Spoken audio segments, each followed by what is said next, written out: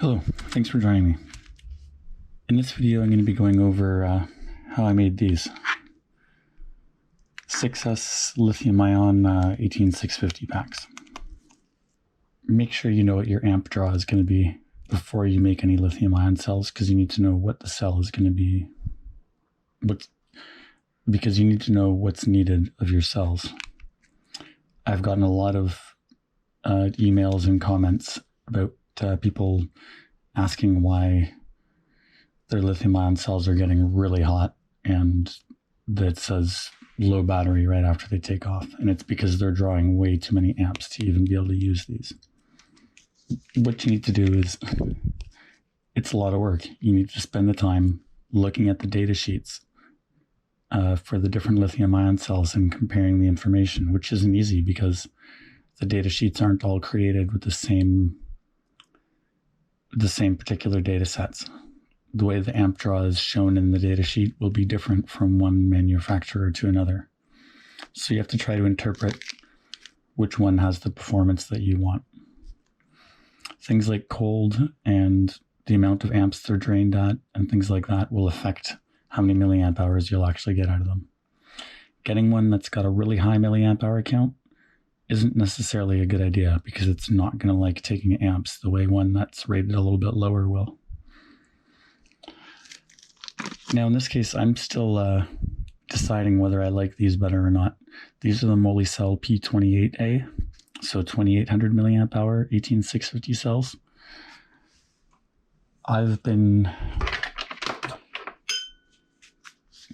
Most of my experience has been with the Molicel P26A, which is 2600 milliamp hours. Now the data sheets and so on say that these are basically the exact same with just 200 more milliamp hours in them, but I really need to get out and do some proper long range flights with these before I decide if these are better than the P26As. I'll post a comment in the video after I've gotten a chance to get out and do that. And either way, both of them are a pretty good cell to go with. But do your own research, look at the data sheets and check out the information and make the decision for yourself. The other thing to get out of the way is that I will be soldering all my cells, which of course many people, including the manufacturers, will tell you not to solder to them and that you must use spot welding. Nickel, by the way, nickel strips are not very good at passing electricity.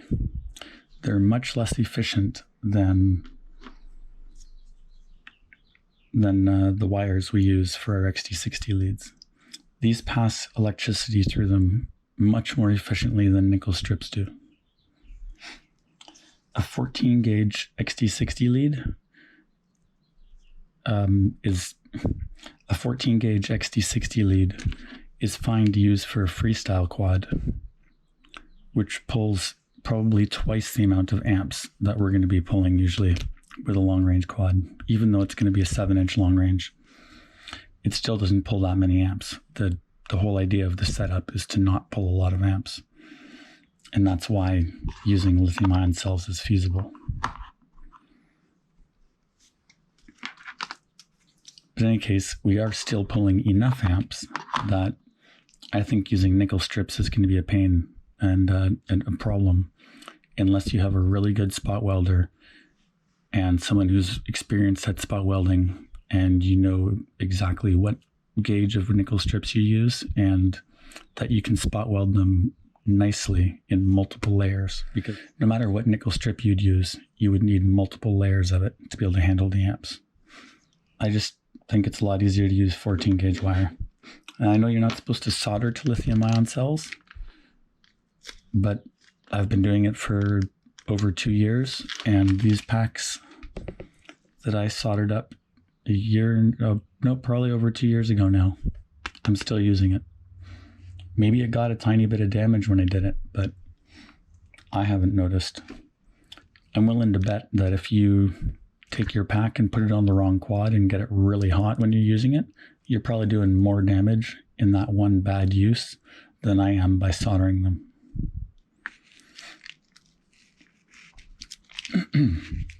So when I solder them, instead of nickel strips, I use a 14 gauge wire, just like you would use for an XT60 lead. And I use that to jump her across from cell to cell.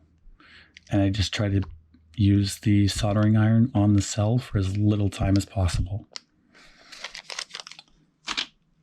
So that's going to take me into the next thing I should go over here. And that is, even if you're experienced at soldering, you're going to have a hard time doing this nicely without a good soldering iron. So I'm going to be using the same setup I see in the background of Joshua Bardwell's videos. It's a Hakko FX 888D. On top of that, you're also going to want to make sure that you have a good quality solder. If you're using a poor quality solder, it can ruin a project for you. It's worth spending the money and just getting yourself a nice big spool of some good quality solder. This is what I'm using. MG Chemicals 6337 mix. And then I also use a rosin flux pen on the top of the cells, a non-corrosive type.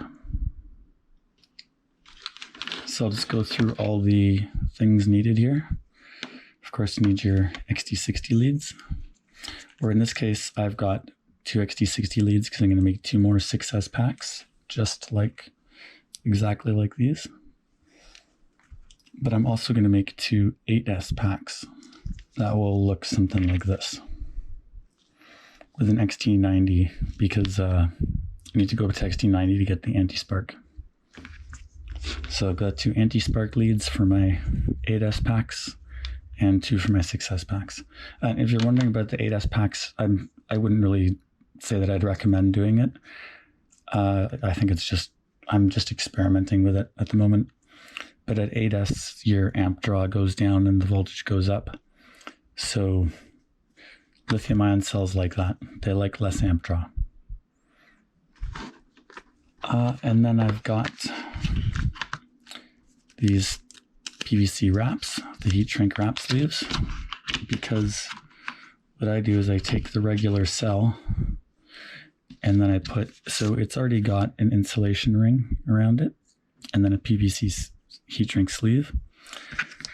Now I put another insulation ring over it and another PVC sleeve over that. So it's got 2 insulation rings and 2 sleeves on it.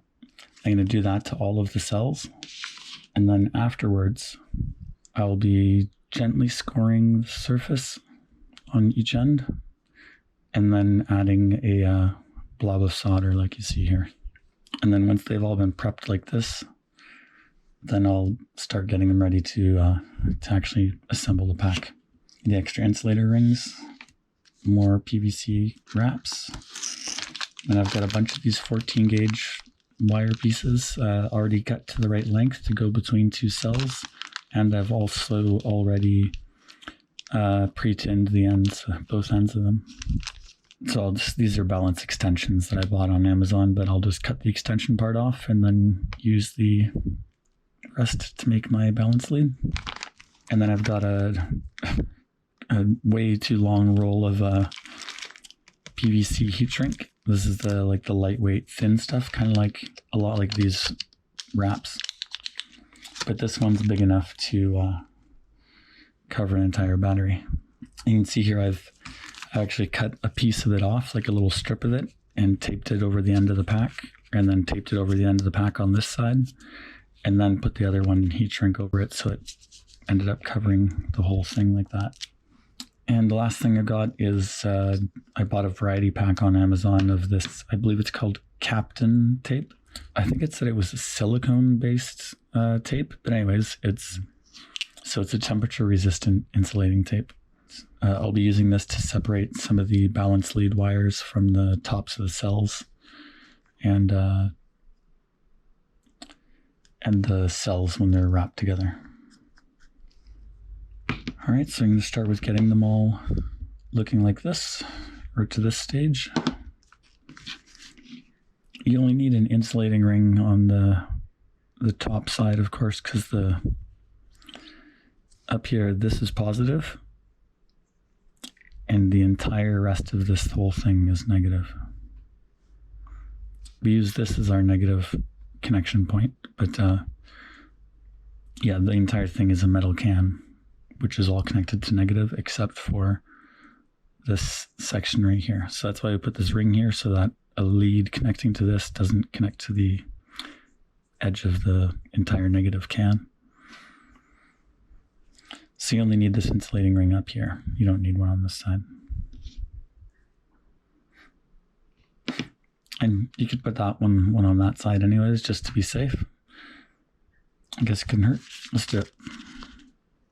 I want to try to make sure that these are a safe and reliable pack. And I'm saying if you're someone who crashes a lot, I would suggest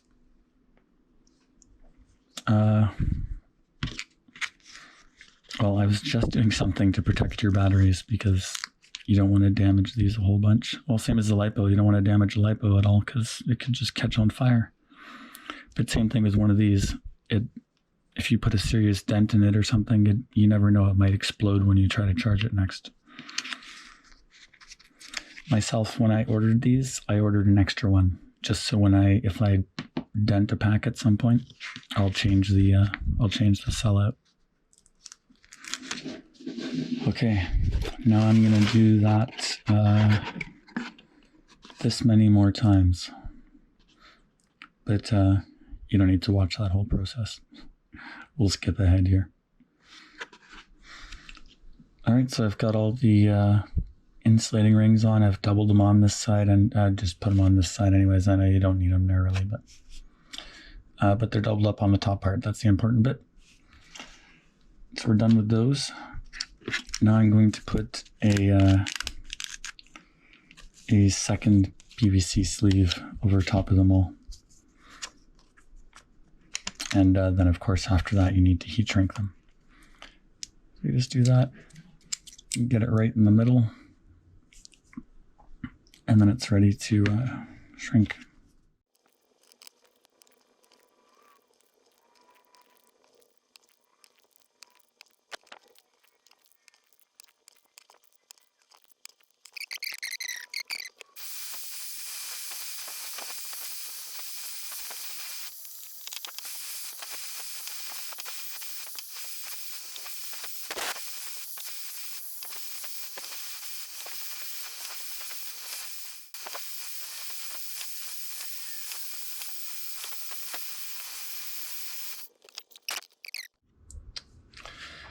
So now I'm just going through and gently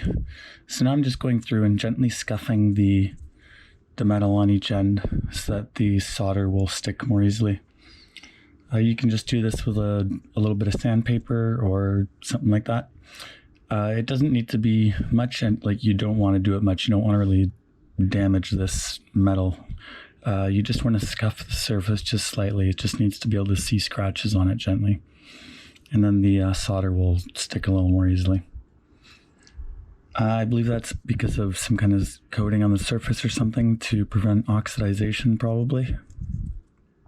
All right, so I'm just going to finish doing that with them here. I'm using a Dremel, but I'm being extremely careful, and I'm using a very gentle bit on the end because you could very easily damage one of these with a Dremel.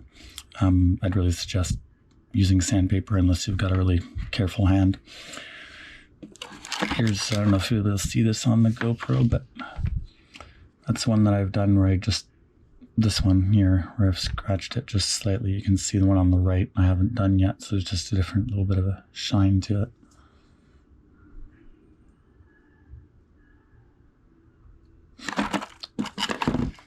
So I got to go through the rest of these here and finish that process off.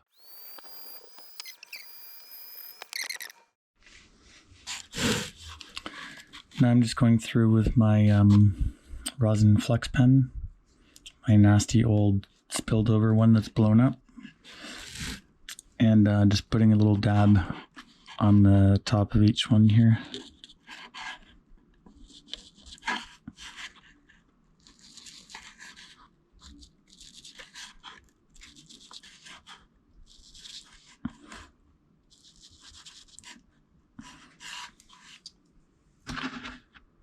Now between scuffing the surface and putting the rosin flex on, these will take the solder to them really nicely.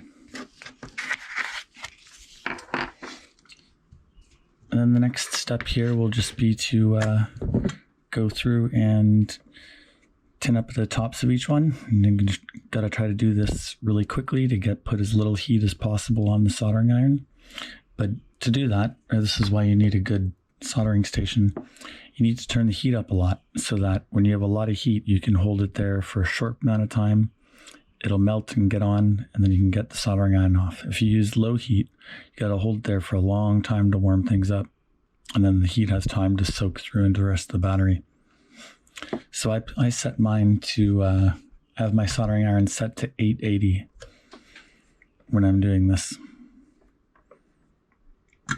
And I use I think this is like a 2.5 or 3 millimeter chisel tip. So a larger tip, so it'll hold the heat better. I like having them all just sitting in the box like this. Holds them all upright in place for me to go through and work on them all. All right, now remember, you want to go through and do this quickly, but also make sure that the solder is really well melted onto the top of the batteries.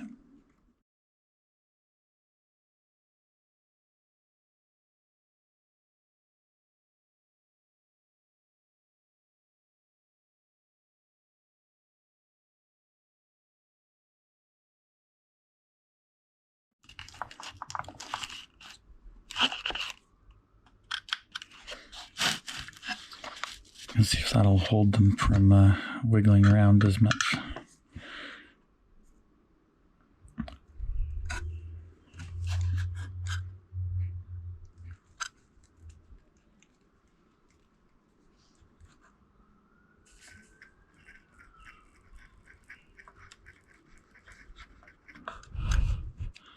That's better. And I can rub the soldering tip around.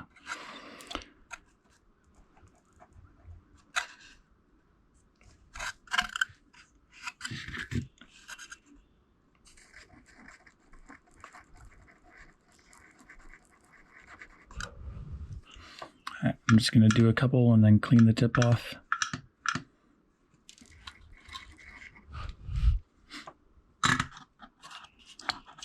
Now this, of course, I'm working on the positive side right now. So this is the side where you got to be careful not to put so much solder on that it drips over and will bridge from here to the outside, because then you'll short circuit it. And I don't know, they're supposed to be short circuit tested to not explode, but you do risk the chance of it blowing up.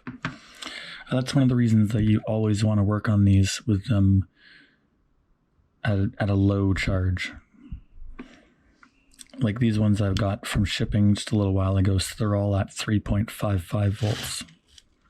All right, I'm going to go through and finish off the rest of these and see you at the next stage. Now, of course, you've got to flip them all over here and do the other side now.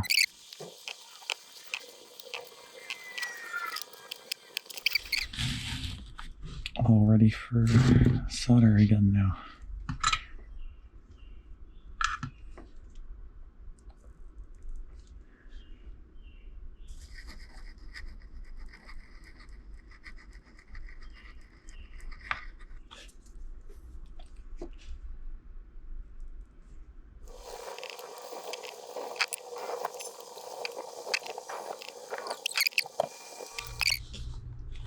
All right, I'm just going to go through and finish off the rest of these like this.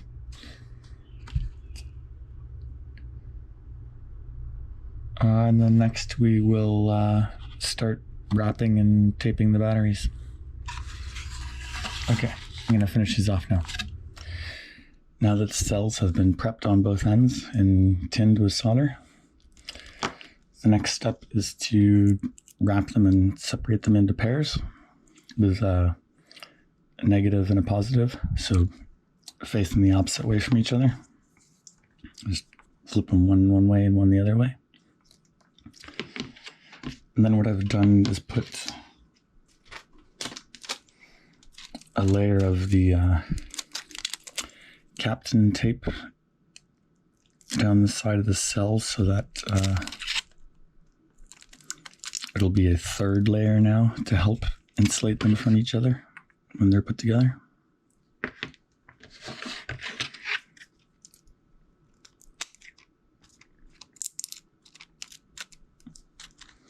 So I just put the tape down the one side of one of them, and then when I put them together, I just make sure the tape's in between them.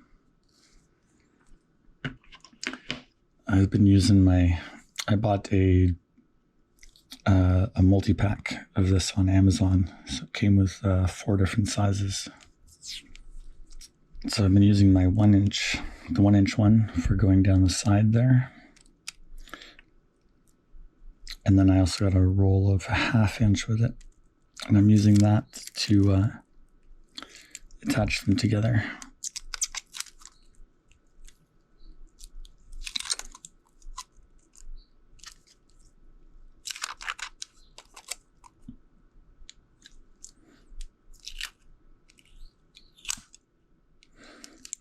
I like using the 1/2 inch to attach them together because once I've got 2 wraps of this on here,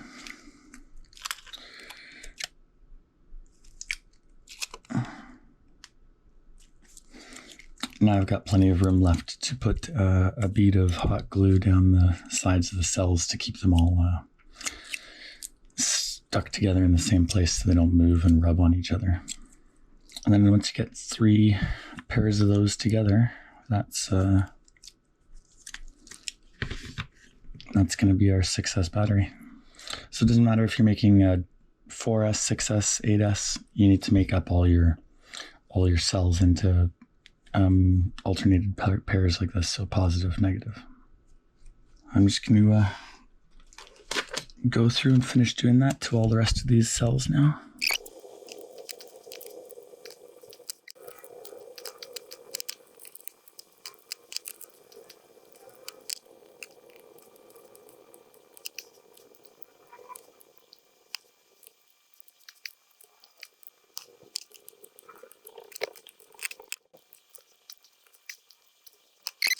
So for the next step here, we need to we're going to connect these jumpers between the pairs of cells. So when you make a 6S pack, the cells will be set like this. So 2 pairs like that and 1 pair like this. I'll just go over the wiring here really quickly. So your XT60 will connect up here, positive and negative. And then you have a jumper connecting these 2 cells here. Then there'll be another one coming across here and one between there. And then another jumper here and another one on the bottom there. So basically all the ends of the cells are all connected together in like a snaking fashion. So these 2, we can put jumpers on here, or a jumper on the end there. And then this one gets one, and this one gets one. So all the pairs all get a jumper on the on one side of them. And this will be the same if you're making 4S, 6S, or 8S packs. So like I was saying before, I got a bunch of these already pre-made, cut to size so that they go from one cell to the other. And they're all pre-tinned already. The color doesn't matter, obviously. So I like to make mine a little bit long and then put a bit of a bend in it, just so that if something gets pulled, it's not tight the whole time. There's just a little bit of slack. So I just bend each one a little bit like this, and then it fits just right. All right, and I've got a few ready. Soldering iron's warmed up now. So for this part, I like to make sure that I have a good size ball of solder on the soldering iron tip, because that'll really help to transfer the heat quickly.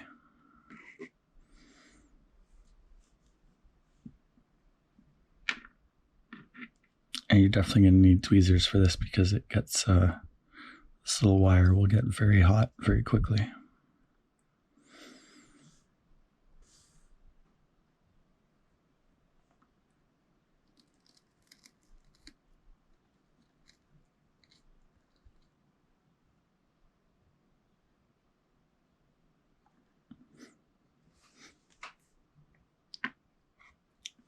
I'm going to let that cool off and do the next one.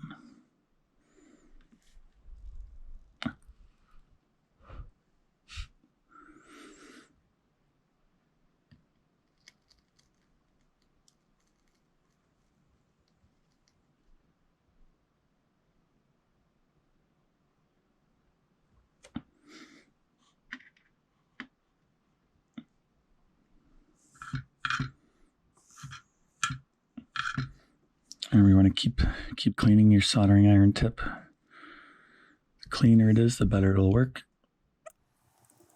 And you got to hold it there for a second while the solder gets a chance to get solid.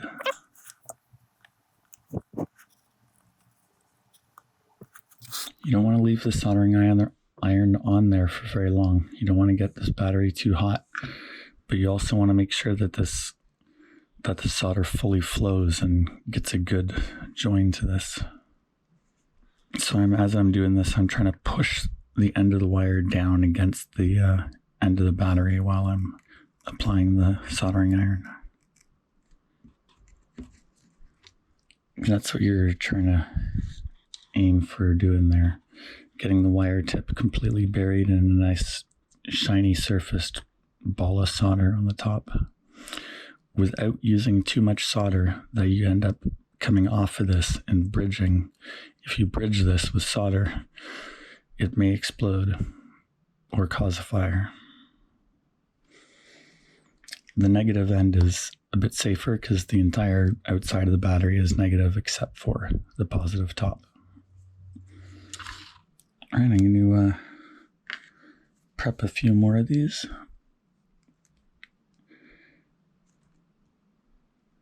And keep going and finish off getting jumpers set on all the rest of these pairs. All right, now we need to assemble our pairs into groups for the batteries. So for the 6S, it's going to look like this. When you look at it from this way,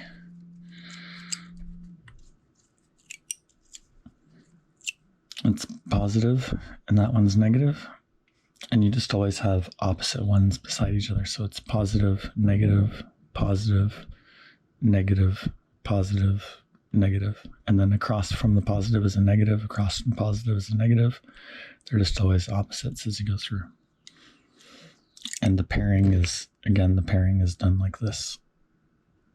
For the 8S pack, the pairing is done this way. And exactly the same as the 6S one, it's all positives and negatives alternating. So for my 8S pack, I'm going to have my XT90 up here, positive and negative, positive, negative, positive, negative, positive, negative, positive, negative, and across from a positive is always a negative. With the jumpers like this. So once again, I'm going to use this thin Captain, I think it's called Captain tape, and tape them on the tops and bottoms together, and so that I'm leaving the in between the batteries open so that I can put glue in there later on. So I think I'm going to tape them into groups of 4 like that to start, probably.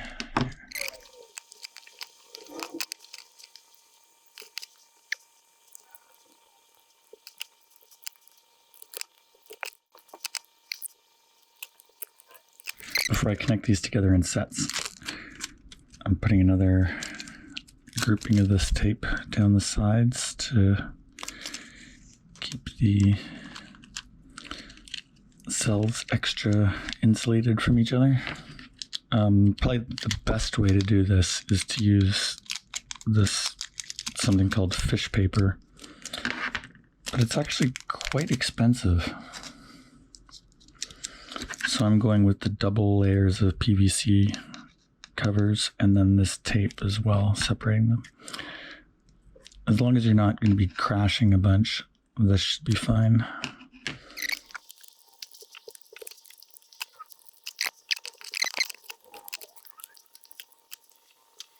All right, so we got tape separating that pair, and same thing for this pair. So they're all triple insulated from each other. All right, so now that that's done, I'm going to wrap.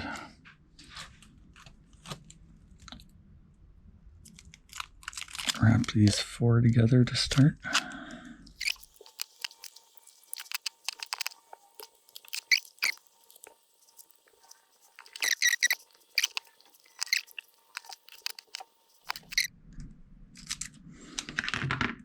And again, just to be clear, I'm not recommending you make 8S lithium-ion packs. I'm just doing it to experiment myself and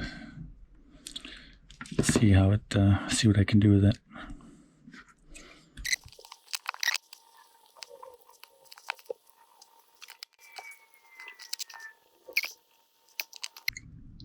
All right, for the next step here, now the packs are all taped together.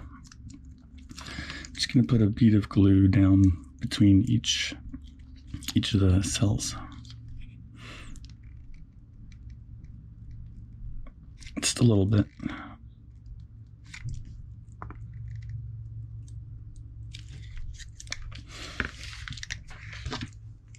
I like to just kind of smear it into place. I'm not using much because I don't want to add much weight to the pack. Just want to stop them from moving around.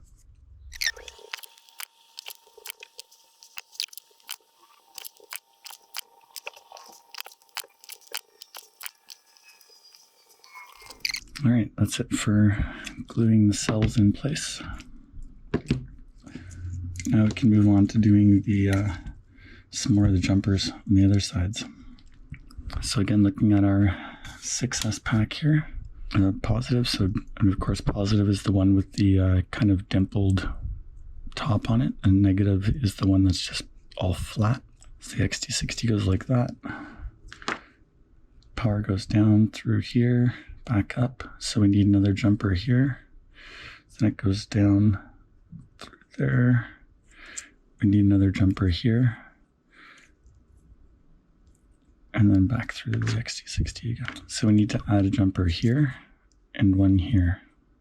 When you're doing this, always triple check where you're adding them, because if you accidentally add one across here and short circuit these batteries, that would be very bad. Double check before you do any of these connections. So we're going to add jumpers across here and across here. So we're just continuing the series connection. I always do the positive one first on a jumper just because it's a little bit more difficult because you got to worry about short circuiting. And then I do the negative afterwards because it's easier. So double checking again, I'm going to do these two that are right across from that one.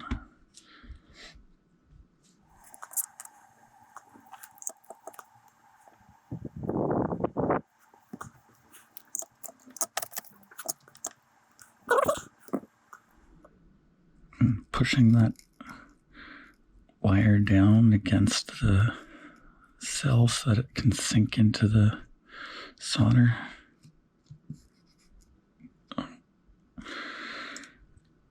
That one I had an issue with. So unfortunately I'm going to have to heat it up again and add some more solder to be confident that it was a good connection.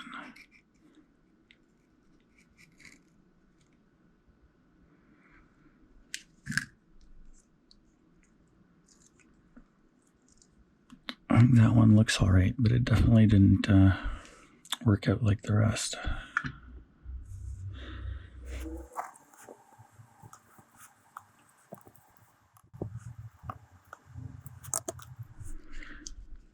All right, that one does look a little bit messy, but I think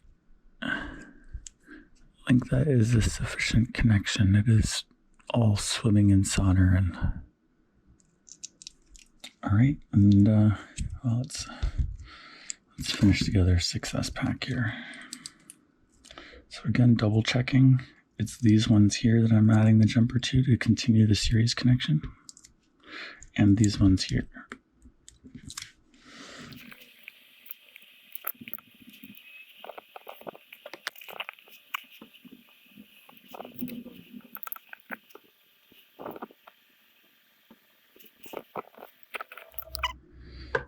So now I let the one I just did cool off, and I go back to the other one.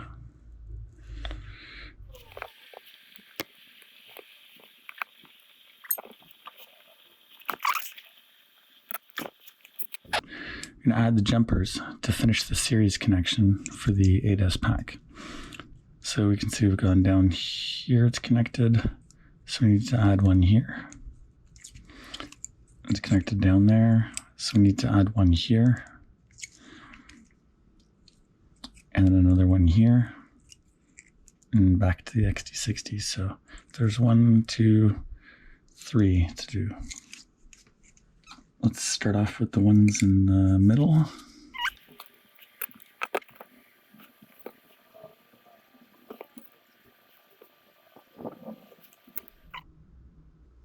I'm going to do this one on the end here while the other ones are cooling.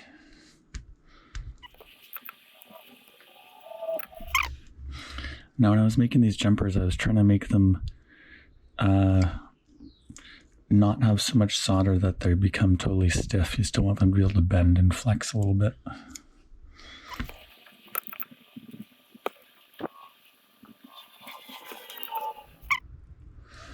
Again, each time I'm pushing the wire down into the solder blob to try to get the end of it nicely submerged like that.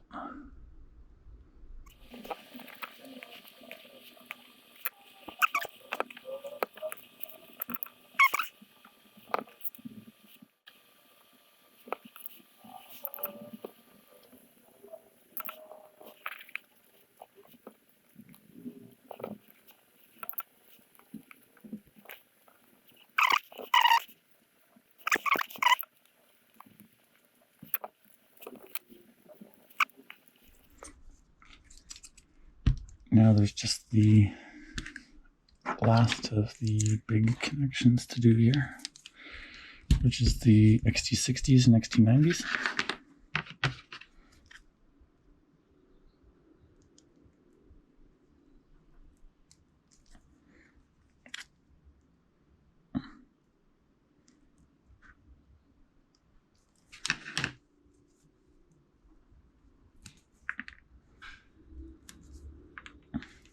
Okay, I've got my XT60s and XT90s stripped and tinned on the ends.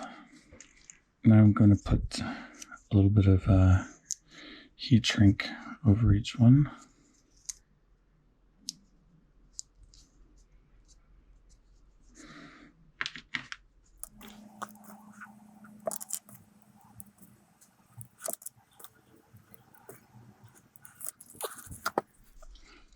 Let's start with the 6S packs here. I like to take the wires and just bend them apart a little bit like that to get them to kind of go in neatly.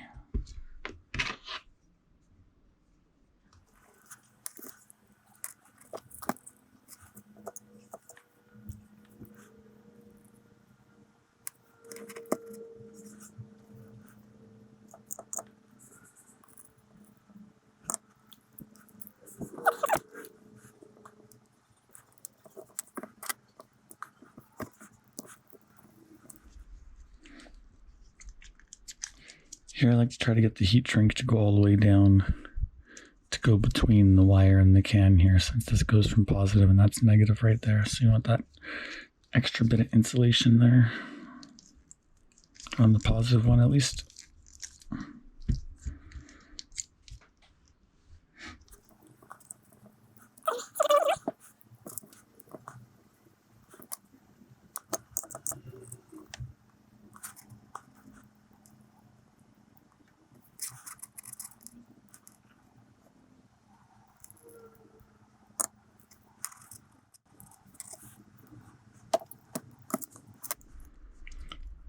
it's exactly the same thing for the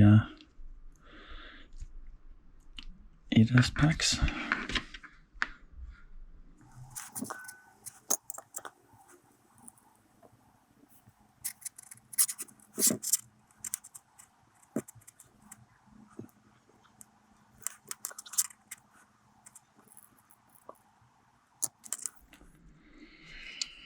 Oh, I hope I haven't made this lead too long. I guess worst case scenario, I can change it.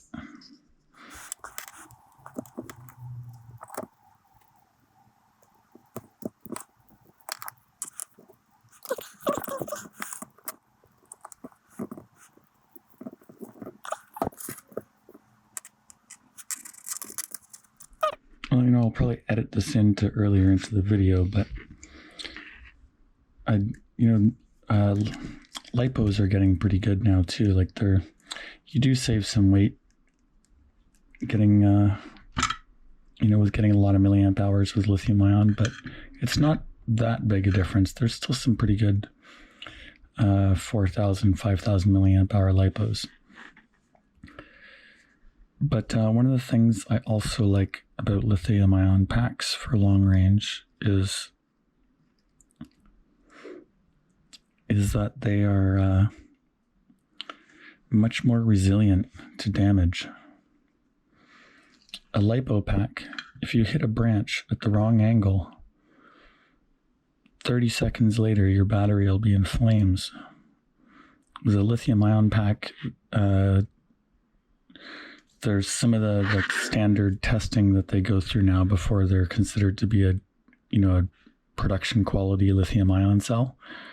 They have to go through being short-circuited and crushed and shaken at specific frequencies and all kinds of things like that.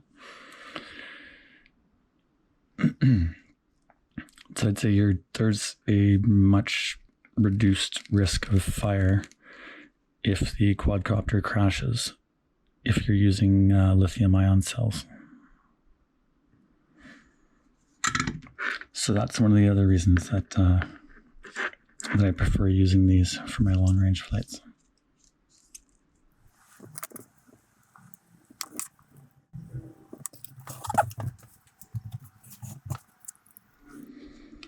Let's get this heat shrunk down here to get it to stay in place.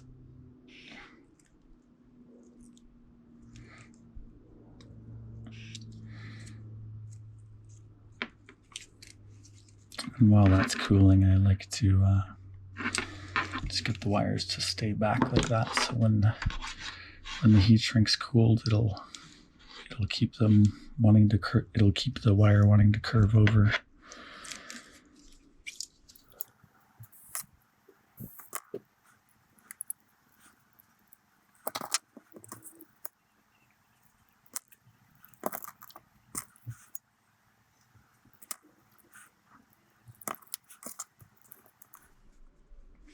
Okay, next step is going to be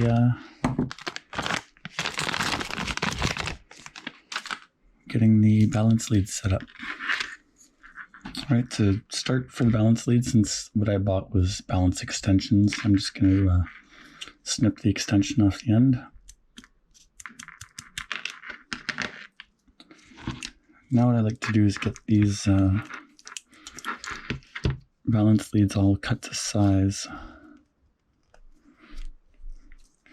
Now I like mine to have the balance lead coming out the opposite side from the opposite side from the XT60.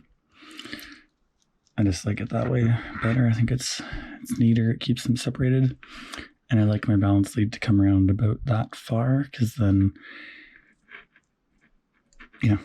about that far is how it works nicely for me. So I'm gonna hold it there nice and neat, and get that taped down in place so it'll stay right there.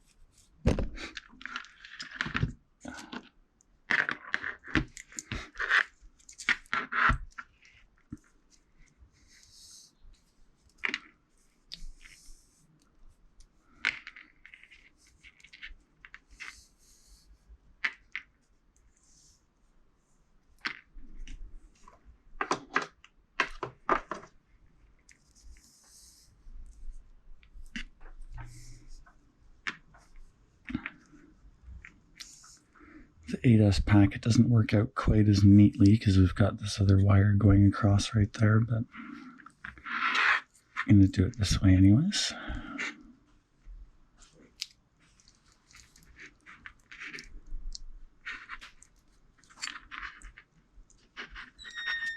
Just going to hold that in place again, get it taped down.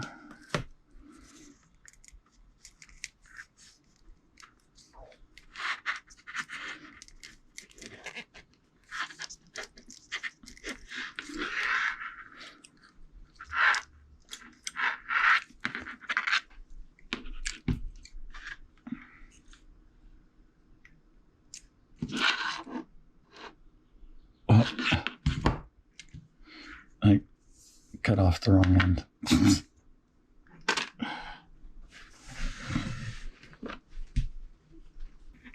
So you can see I've taped them with like this with the red wire on the same side as the positive lead. Because the very first connection is going to go there, and the very last connection is going to go here to where the XT60s are. So let's go through them in order here. So the first one goes to the XT60 lead, and then each wire afterwards goes to one of the jumpers, either end. So the first connection is here at the XT60. The second wire connects to either end here. I always connect it to the negative end just because you don't have to worry about the short circuiting issue like here. So this is just safer and easier. But basically it connects to just to the jumper, either end. And then the third balance wire connects to the next jumper. The fourth balance wire connects to the next one. The fifth connects to the next one. And the sixth connects to the next one. And the seventh wire will connect to the negative end of the XT60.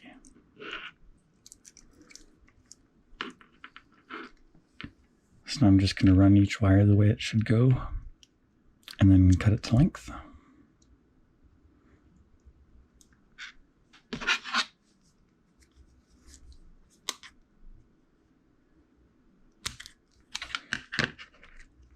So my second wire has to go through here.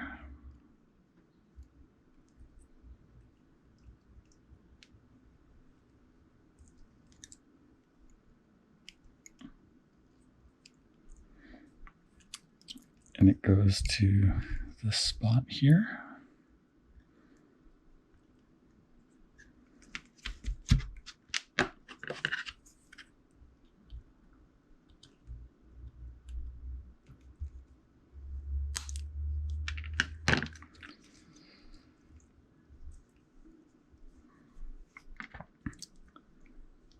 Third balance lead goes to this jumper right here.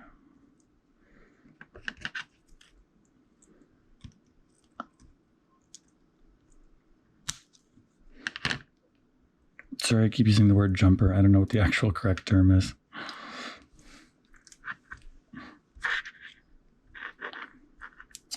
And now the fourth wire, it's going to go back to the other side.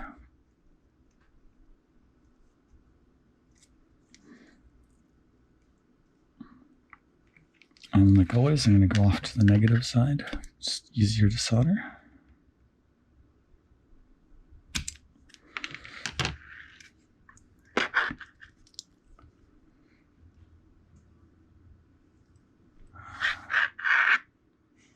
So this is number 5. So we've got one going to that one. So number 5 goes right here, just to this cell right beside where it comes in.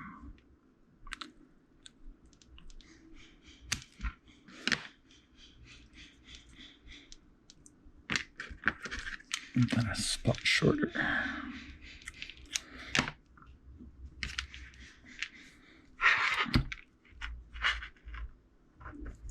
And number 6 is through to the other side.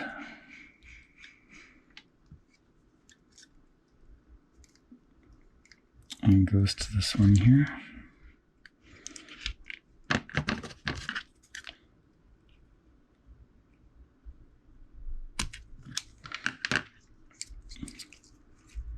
And the last one, the 7th wire, comes straight across to the negative end of the XT60 there.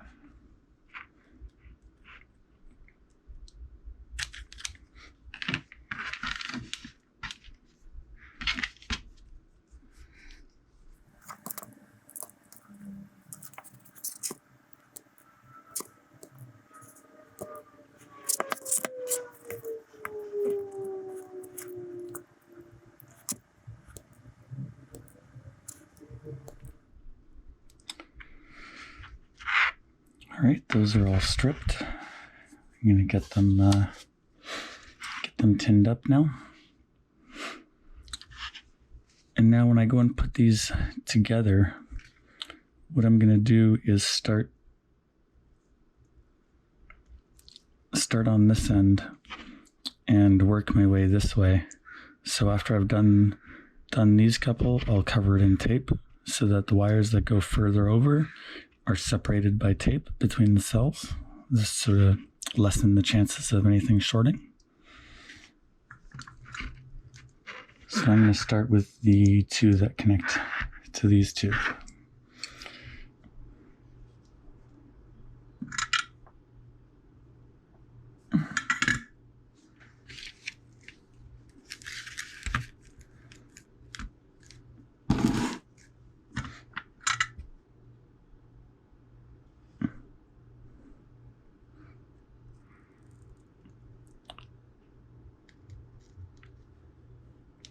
And there, just as little heat as, not very much heat, just get it sunk in there and get the heat off. So now that one's done,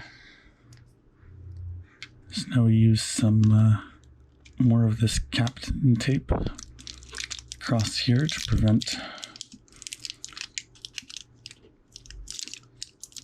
shorts from the next wires that we bring over. So now I'm going to do number 3, which goes to this spot here.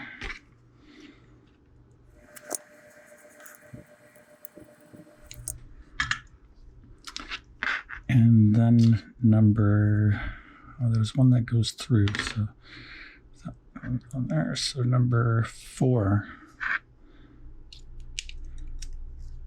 was the wire that goes through to the back side. So that's going to go here.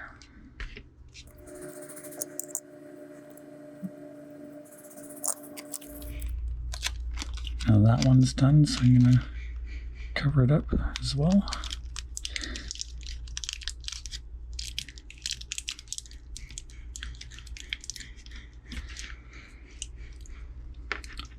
So now I'll flip it back over here and let's see what we got left. This one goes to there, this one goes through there to here, this one goes through there to there, and this one goes to there, so we can put another piece of tape now and cover up this section. So let's start with our ones that go through to the other side. This is number 2 beside I'm starting with positive as being number 1. So this is number 2, the second wire over from positive. So it's positive, so it goes to the second jumper, or the second connection here.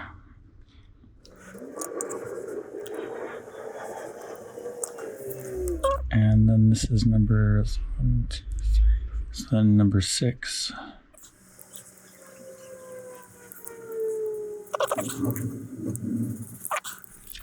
So now number 6 goes to the connection right before the negative.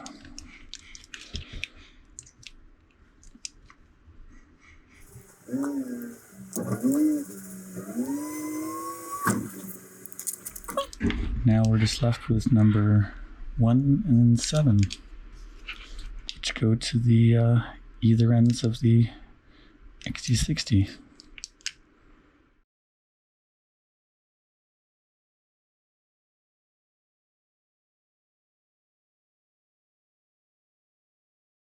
now that the last of those is connected up there, number 1 went to the positive, number 7 to the negative. I'm going to cover the rest of it with the Captain tape.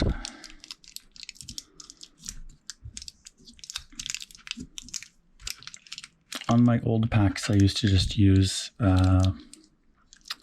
electrical tape for this, but this Captain tape is the proper thing to be using. If you've ever opened a LiPo or a battery like that, you'd see this is what they use to wrap around the top and help separate things and hold stuff in place.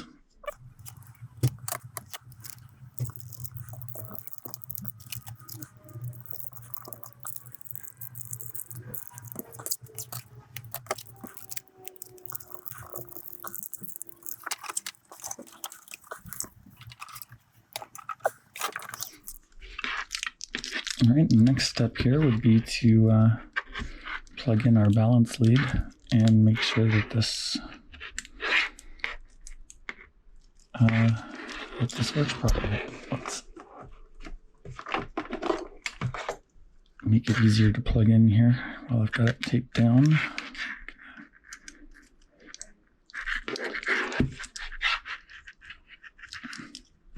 Make use of one of these extensions. Right, and the voltage reads correctly across all of them. That means the cells are all connected correctly to the balance lead.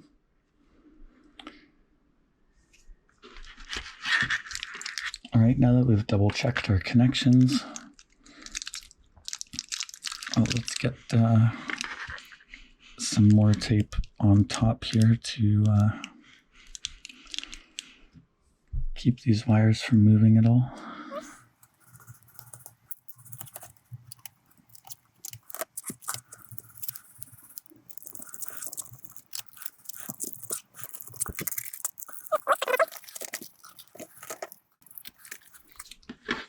Is trying to add just a little bit of protection. These are just little cut up pieces of the foam from flight controllers and motors and things like that. They come with the foam around them. It's the dense one, not the soft foam.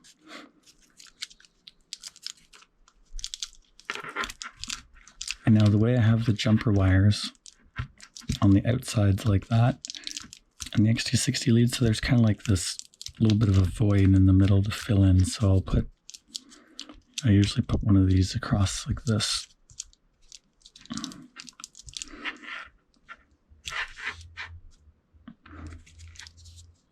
And then have like a little piece at the end like that. So it doesn't add too much to the battery and it's not too thick, but it gives a little bit of protection. And here is where I will use electrical tape. When I'm putting this on, I try to leave a little bit of a space near the XT60, because once I'm done this part, I'll lift it up and down and squirt a little bit of hot glue in around there to secure the lead. Same with the balance connection.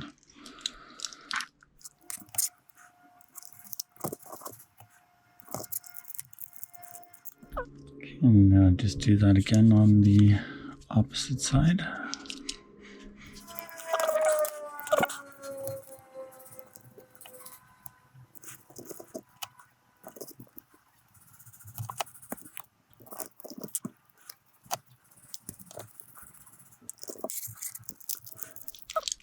And so I think that should be good for a little bit of protection around the ends and so on.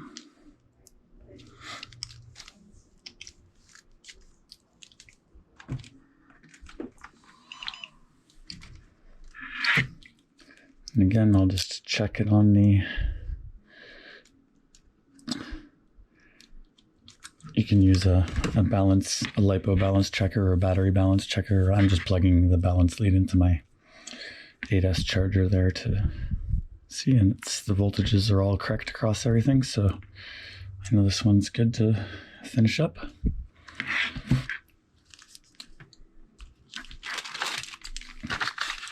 Now, last step here is just some PVC heat shrink wrapper for it. This is the like really thin, light, plasticky stuff. Same as what I've got shrunk down on here. So I know to get it just the right size. I know this square is just a tad too big. And I'm cutting a little spot out for my XT60 and balance leads. All right, I'm just gonna heat up the glue gun again so I can glue the XT60 and the balance leads. And I'll be back in a minute. All right, I'm just gonna add a bit of hot glue now to help keep all the wires in place nicely. It'll help provide a bit of strain relief if they get pulled on whatever as well.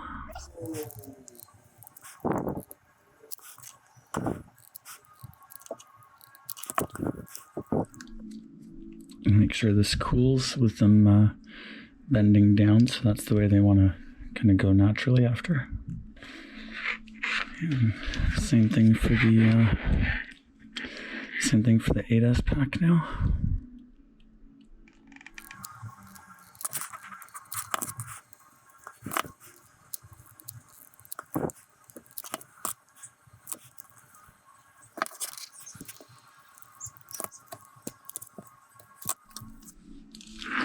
Now the last bit, covering the battery with some heat shrink. I guess, after doing this now, probably realizing it probably would have been a better idea to do this with white electrical tape and white battery wraps, because you can sort of see the black through the green a little bit. I guess I could just put a second wrap on them and make it really nice and bright green, but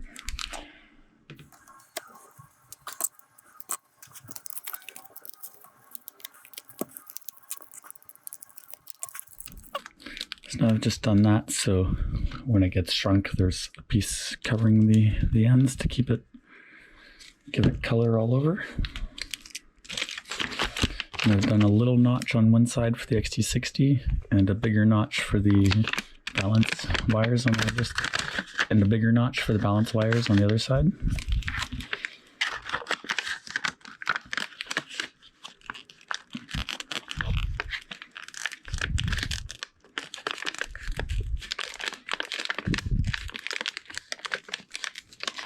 Just trying to tuck the notches in underneath the wires. I think that looks pretty good.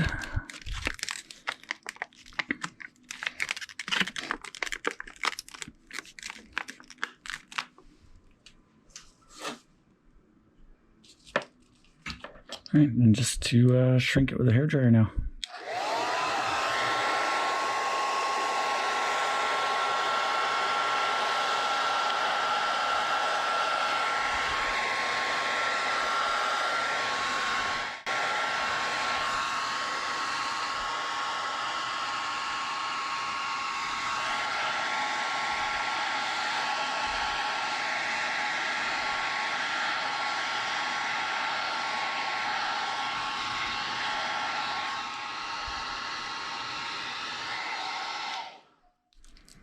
This stuff shrinks pretty easily and quickly, but yeah, if you push it down while it's soft, right after it's been heated, you can get it to fold down nicely like this. You don't want to heat it like that for too long, because it will actually really warm up the batteries. I think that looks pretty good.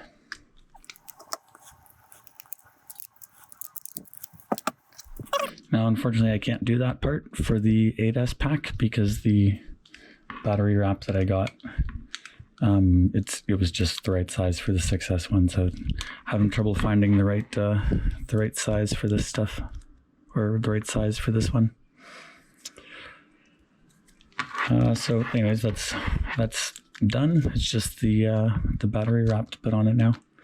If you really wanted, you could just cover it in tape, and after it's covered with the insulation tape and the electrical tape, you can just cover it with colored duct tape if you want. I'm going to see if I can find a slightly bigger heat shrink to use for my 8S packs. And I'll untape this one and then redo it with the heat shrink when I get it. And then take care of my 2 new ones when I get that heat shrink. And the last thing I do is just put some Velcro on them. I'm out of Velcro for doing these ones, but I'll show you what I've done for my other packs. So first of all, I just use some random stickers from like when I got my T-motor stuff. Recently, I got a bunch of T-motor stickers in them, so I just use, this sticker so that I know these 2 are a pair, because then I'll just always use these together and they'll get worn out and so on, like evenly. So these will always be a pair, or if I'm flying with just one pack on a smaller quad, then I can use these one at a time. But then I'll always keep the ones with this sticker, or the 2 that have this sticker. These will always be used as a pair together. And so I'll always charge them at the same rate and so on. I'll just try to do as much as I can exactly the same with the ones that have matching stickers. So I'll find a different sticker now to use for identifying this 3rd pair.